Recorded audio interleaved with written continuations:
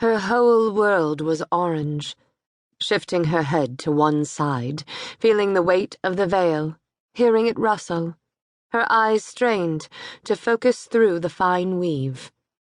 Orange. The vegetable smell of the dye had been faint when she'd first donned the wedding veil, but now its scent filled her nostrils and mouth, the cloth pressing against her face as she walked to where the guests were waiting. The atrium was crowded. So many people. Shaking, legs unsteady, Caecilia found she needed to lean against her Aunt Aurelia.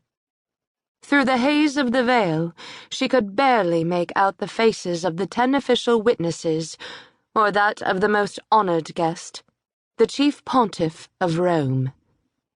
And she could not see Drusus.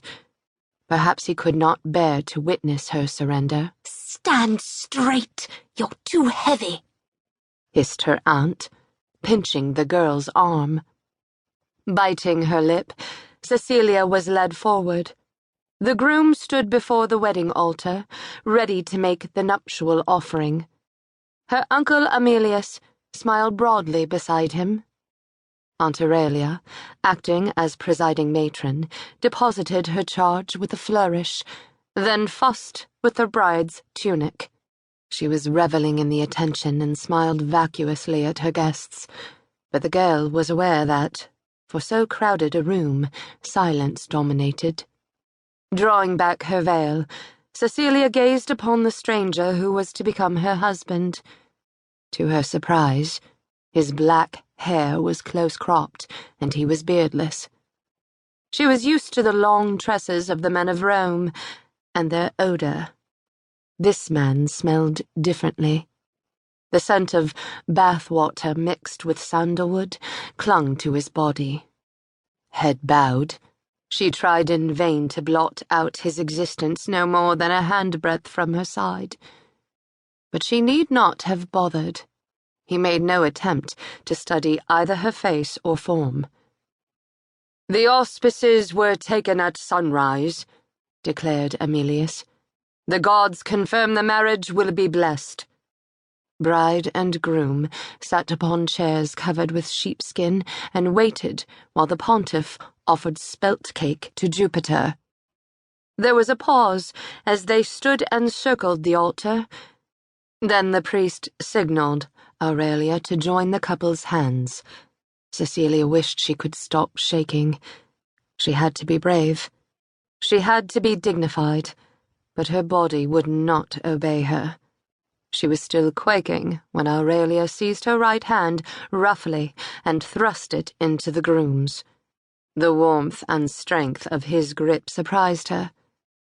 Her palm was clammy, and it occurred to her that her hand would slip from his grasp. Slowly, she turned to face him. He was old. Lines of age ploughed his forehead and creased his eyes. He must be nearly 20 years. What was he like, this man? Her husband?